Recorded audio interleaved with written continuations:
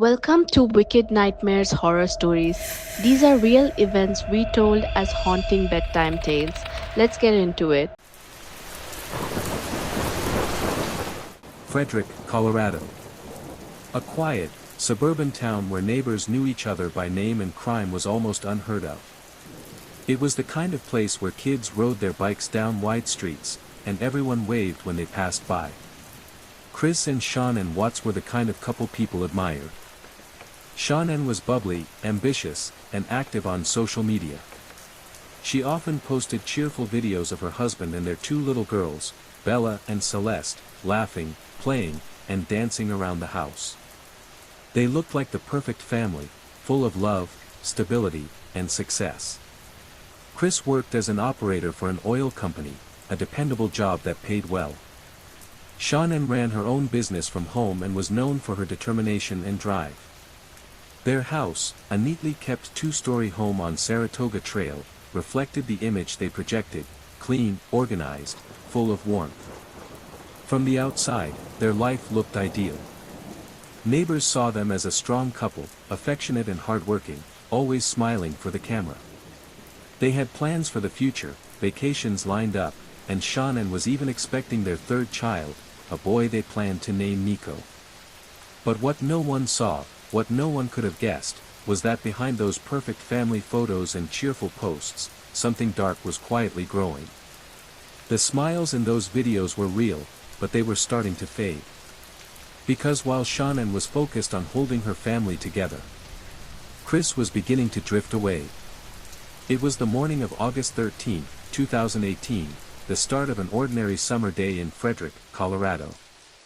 But before the sun had fully risen, something had already gone terribly wrong. Shannon's friend, Nicole Atkinson, had dropped her off at home around 2 a.m. after a long business trip to Arizona. Shannon was exhausted, pregnant, and looking forward to seeing her daughters and husband. She'd been worried lately. Chris had seemed distant, cold, almost like a different person.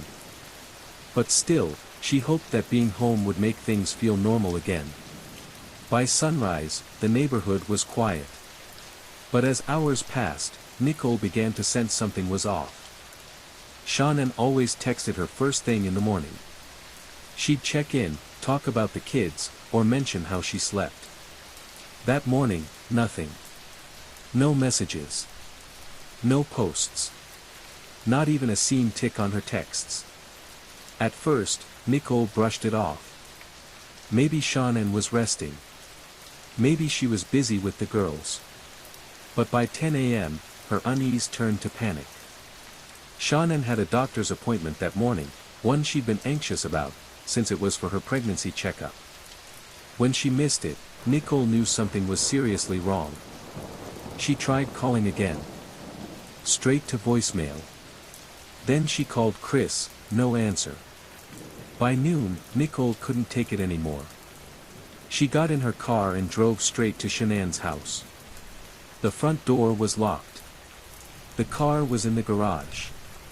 Shannon's shoes, the ones she always wore, were still by the door. She wasn't answering the doorbell or her phone. The house was silent. Nicole's gut told her something terrible had happened. So she did what any real friend would do: she called the police. When officers arrived for the welfare check, Chris finally showed up. He was quiet, almost detached, saying he'd been at work. He told them Shannon had taken the kids to a friend's house and wasn't answering his calls either. But immediately, something about him felt off.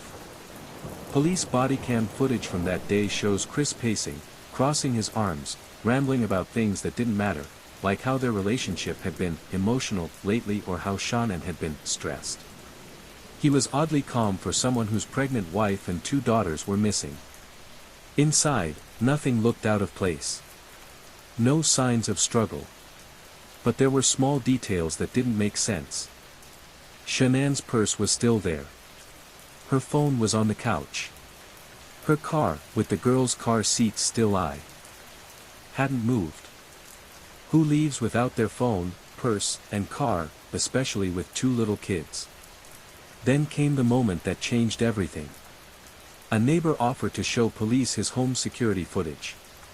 On it, Chris's truck could be seen backed up into his driveway early that morning, around 5 a.m., long before he normally left for work. The camera showed him going in and out of the house several times, loading what looked like heavy objects into the back of the truck. When the neighbor replayed the footage, Chris stood behind the officer, shifting his weight from foot to foot, his breathing getting heavier. The officer turned and asked casually, "So, what were you doing that early?" Chris hesitated, then smiled. A quick, nervous grin. "Oh, I was just getting ready for work," he said. But the neighbor wasn't buying it. After Chris left, he pulled the officer aside and said quietly, "Something's not right with him. He's not acting normal." That footage, that one short clip of Chris's truck, would become the first real crack in his story. Within hours, the whole neighborhood was on alert. Police marked the house, investigators began searching nearby fields, and news reporters arrived at the scene. Chris stayed outside, giving short, awkward interviews to local media, saying he just wanted his family back. He looked straight into the camera, pretending to be broken, saying, "Sean Ann, if you're out there, just come home." But there was something in his tone, something flat, emotionless, rehearsed. And watching that clip now, knowing what came next, it's almost unbearable. Because while he was pleading on camera for his family's safe return, he already knew exactly where they were. As the hours passed, detectives could sense it, something about Chris Watts didn't sit right. On the surface, he was doing everything a worried husband should do. He opened the door when officers arrived. He answered questions. He even let them search his house. But the more he talked, the more it felt off. His tone was calm. Too calm. He wasn't angry. He wasn't crying. He wasn't even pacing like a man in panic. Instead, he spoke softly, hands in pockets, nodding at every question. Almost rehearsed. When investigators sat him down for questioning, they gave him space to talk freely. He told them the same story again, that he and Shannon had been having problems. That maybe she'd taken the girls somewhere to clear her head. He insisted he didn't know where she was, and that he just wanted her to come home. The detective listened quietly.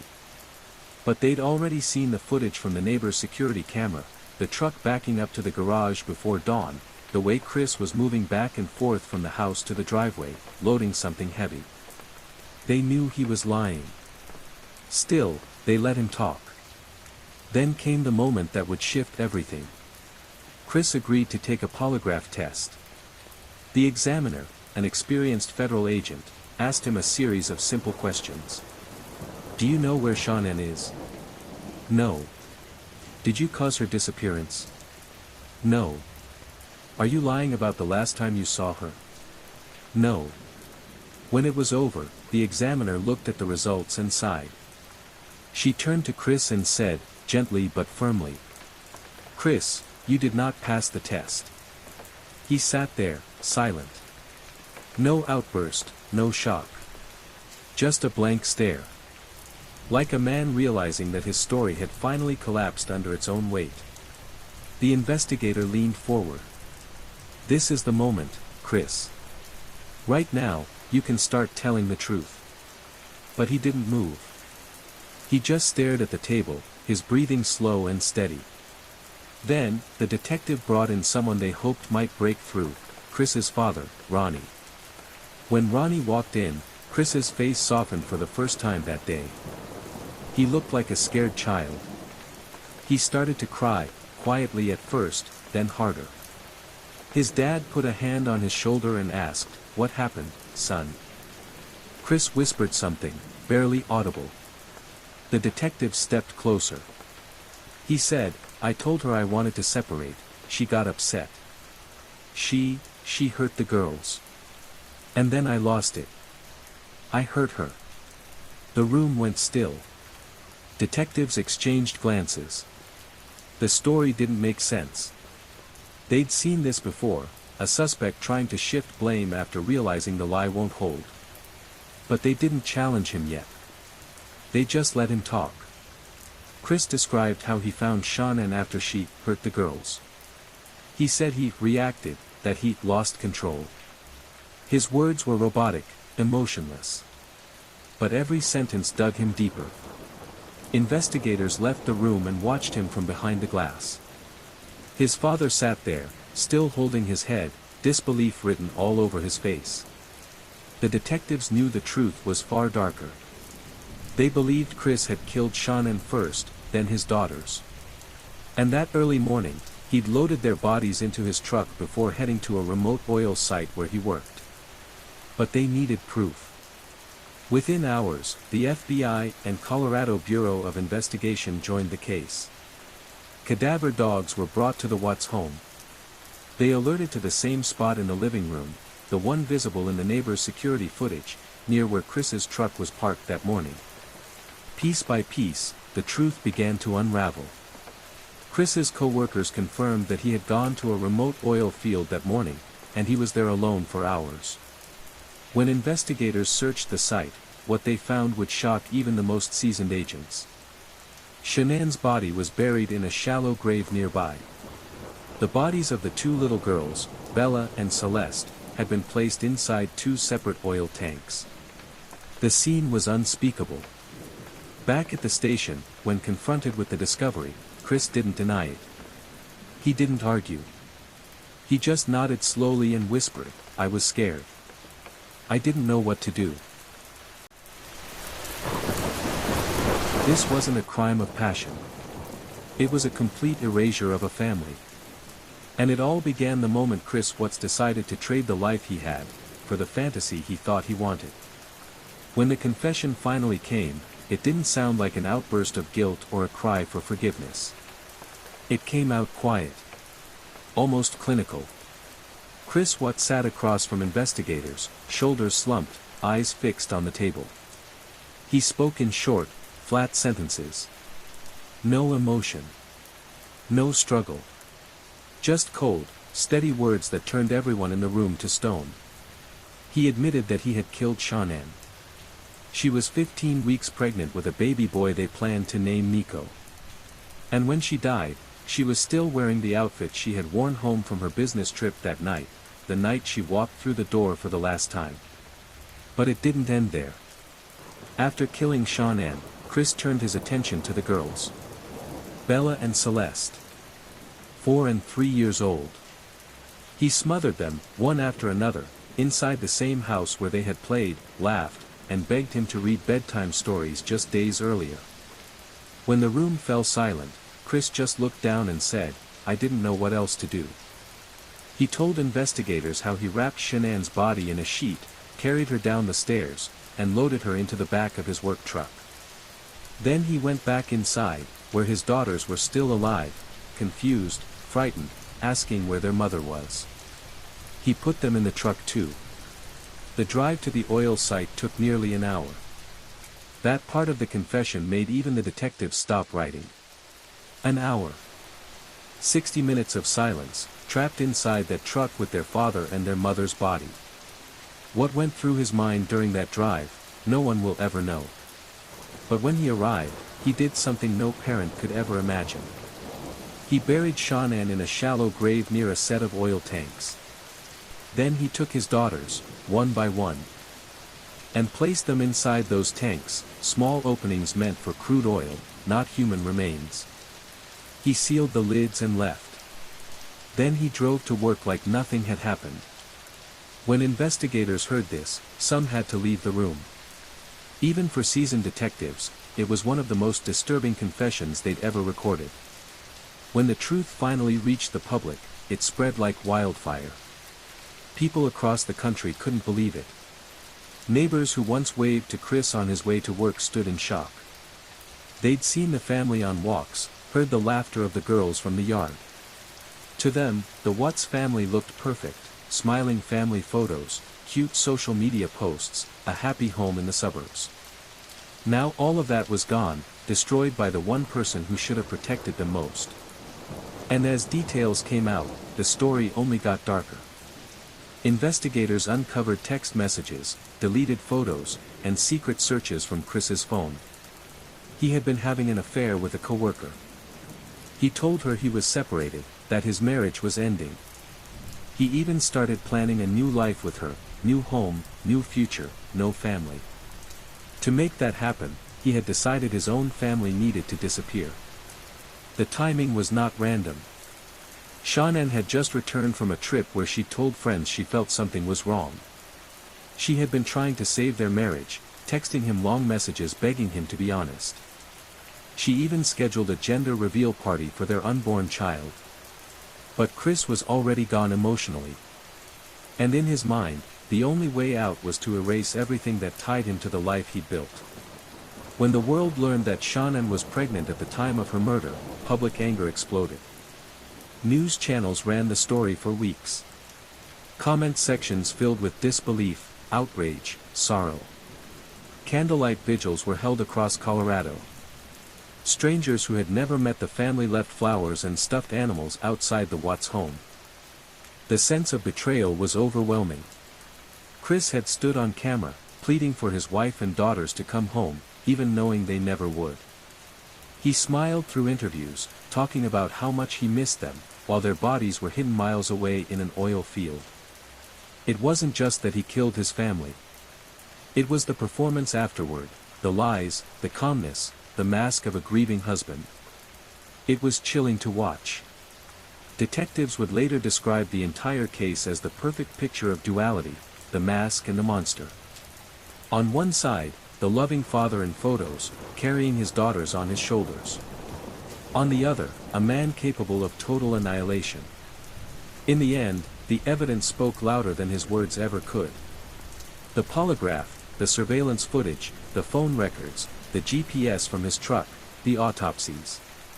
Everything pointed to one truth: this wasn't a moment of rage. It was premeditated. He had planned it.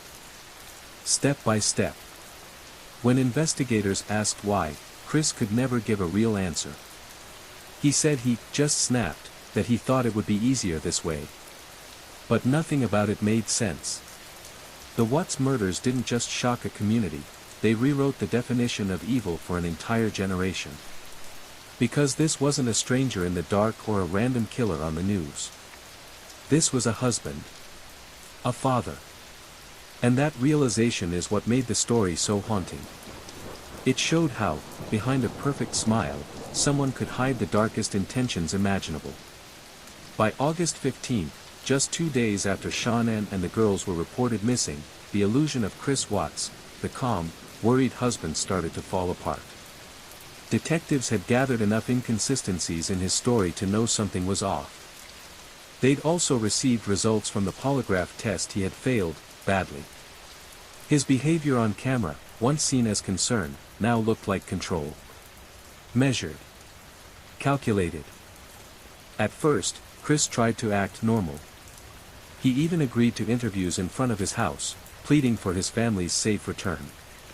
Standing there on his porch, hands crossed, rocking back and forth, he said things like, "Shannon, if you're out there with the girls, come back. This house isn't the same without you." But the public noticed something strange. His tone was flat. He wasn't crying. His eyes didn't match his words. It was as if he was reading from a script. Meanwhile, investigators were piecing together his every move. The security footage from the neighbor's house showed his truck backed into the driveway at 5 a.m., the exact time Shannon and the girls disappeared.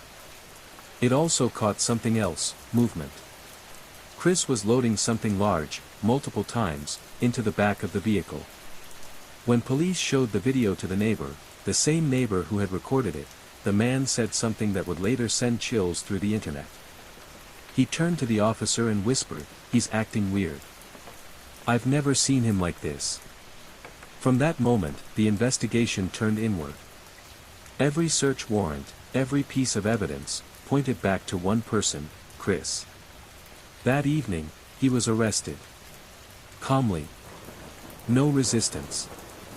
He even asked, almost politely, if he could grab his lunch before leaving. Inside the interrogation room, he sat in silence, rubbing his hands together, eyes on the floor. When his father entered, Chris finally admitted what he had done, but even then, he tried to twist the truth. He said Shannon killed the girls, and he killed her out of rage. It was a lie, meant to buy time. But investigators weren't guessing anymore. They already had enough to charge him. Soon after his arrest, teams were dispatched to the oil site where he said he left them. It took hours of searching under the brutal Colorado sun, but they found them, Shannon buried in a shallow grave, Bella and Celeste hidden inside separate oil tanks. The sight was almost too much for the officers. One detective later said, "You can never unsee that." When the news broke, the community shattered.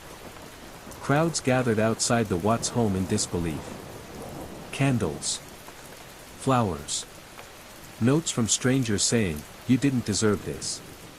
Meanwhile, in court, Chris's calm demeanor didn't change. During his arraignment, he barely looked up. He was charged with multiple counts of first-degree murder, unlawful termination of a pregnancy, and tampering with a body. But even then, people wanted to understand why. What could make a man destroy his entire family? The answer came later, through interviews and psychological evaluations. Chris had been living a double life. To the world, he was a family man. But privately, he was building a fantasy, a new relationship, a new identity, a version of himself without responsibilities, without guilt. He had told his mistress that his marriage was ending, that Shannon had left him.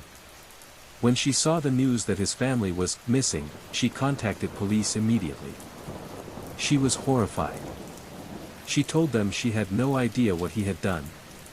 In November 2018, Chris pled guilty to all charges. The death penalty was taken off the table in exchange for his cooperation. The courtroom was silent as the judge read the verdict, 5 life sentences without the possibility of parole.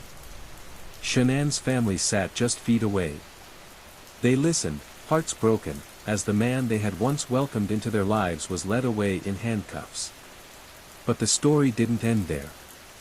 Months later, while in prison, Chris gave a chilling new confession to investigators. For the first time, he admitted what had really happened, and it was worse than anyone imagined. He said Shannon never hurt the children. He did. He described how, after killing Shannon, Bella walked in and asked, "What's wrong with Mommy?" She was still alive when he loaded them into the truck. Both girls were. They sat quietly beside their mother's body during that silent drive to the oil field. When he finished telling the story, one of the agents asked him why he decided to speak now. Chris simply said, "I felt like I needed to get it off my chest." No emotion. No regret. Just words. Even today, years later, people still struggle to understand how someone could do what he did. The case has become one of the most studied crimes in modern history, a haunting reminder that evil can look ordinary, that it can live behind smiles and family photos. The Watts home still stands in Frederick, Colorado, though it's mostly empty now. Neighbors say it's quiet, almost too quiet. And sometimes, late at night, the security lights flicker on for no reason. When Chris Watts confessed, the world stopped. The story of a father who destroyed his own family spread everywhere, news channels, documentaries, podcasts. People searched for a reason, something that made sense. But there wasn't one. Shannon's family described her as light, driven, loving, the kind of person who lifted others up. Bella and Celeste were full of life, always laughing in their videos, always running to their dad when he came home. That's what made it unbearable. Chris was sentenced to life in prison without parole. No appeals. No second chances. His name became a symbol of betrayal, of the darkness that can hide behind the image of a perfect family. Today, the Watts house still stands in Colorado. The laughter is gone. The windows are dark. But for many, it remains a reminder that evil doesn't always announce itself. Sometimes, it smiles for the camera. And that's what makes this case unforgettable. That was another real bedtime story from Wicked Nightmares Horror Stories. Make sure you subscribe so you don't miss what comes next.